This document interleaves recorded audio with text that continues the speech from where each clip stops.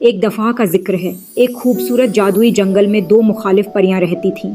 ایک کا نام روشنی تھا، جو ہمیشہ خوشی، امن اور روشنی پھیلانے والی پری تھی۔ دوسری پری کا نام سایہ تھا، جو اداسی، خوف اور اندھیرے کو پسند کرتی تھی۔ ایک دن جنگل کے بیچوں بیچ ایک خوبصورت چمکتا ہوا نگینہ ظاہر ہوا۔ کہا جاتا تھا کہ یہ نگینہ جس کے پاس بھی ہوگا اسے لامحدود طاقت ملے گی۔ دونوں پریوں نے اس نگینے کو حاصل کرنے کا ارادہ کیا، لیکن دونوں کے مقاصد مختلف تھے۔ روشنی چاہتی تھی کہ نگینے کو جنگل کے لیے استعمال کیا جائے تاکہ ہر طرف خوشیاں اور روشنی ہو۔ سایہ چاہتی تھی کہ نگینے سے پوری دنیا میں اندھیرا پھیلا دیا جائے۔ پہلے روشنی نے اپنے جادوئی سفید پروں سے اڑتے ہوئے نگینے کو پکڑنے کی کوشش کی، لیکن سایہ نے اپنے کالے پروں سے اسے روک دیا۔ دونوں نے ایک دوسرے پر جادوئی حملے کیے۔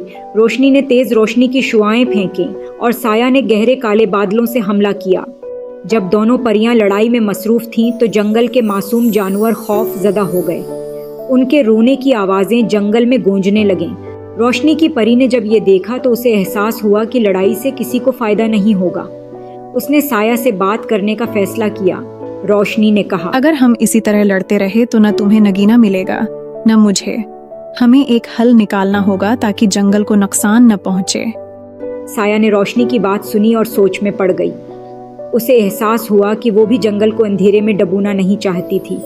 اس نے کہا، اگر ہم اسی طرح لڑتے رہے تو نہ تمہیں نگینہ ملے گا نہ مجھے۔ ہمیں ایک حل نکالنا ہوگا تاکہ جنگل کو نقصان نہ پہنچے۔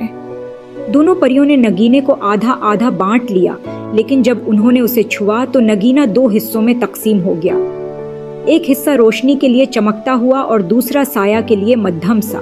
دونوں پریاں خوش ہو گئیں اور نگینے کے اپنے حصے کو لے کر اپنے اپنے راستے چل پڑیں۔ جب روشنی نے نگینے کو اپنے حصے کے لیے استعمال کیا تو جنگل میں ایک خوبصورت اور پرسکون ماحول بن گیا جہاں ہر کوئی خوش اور مطمئن تھا۔ اور سایہ نے جب اپنے حصے کو استعمال کیا تو وہ ایک جگہ پر اکیلی بیٹھ کر سکون محسوس کرنے لگی۔ یوں دونوں پریوں نے سمجھ لیا کہ اصل طاقت امن اور ہم آہنگی میں ہے، نہ کہ لڑائی میں، اور وہ دونوں ہمیشہ کے لیے خوش رہنے لگے۔ یہ کہانی ہمیں سکھاتی ہے کہ اختلافات کو مل جل کر حل کرنے میں ہی حقیقی خوشی ہے۔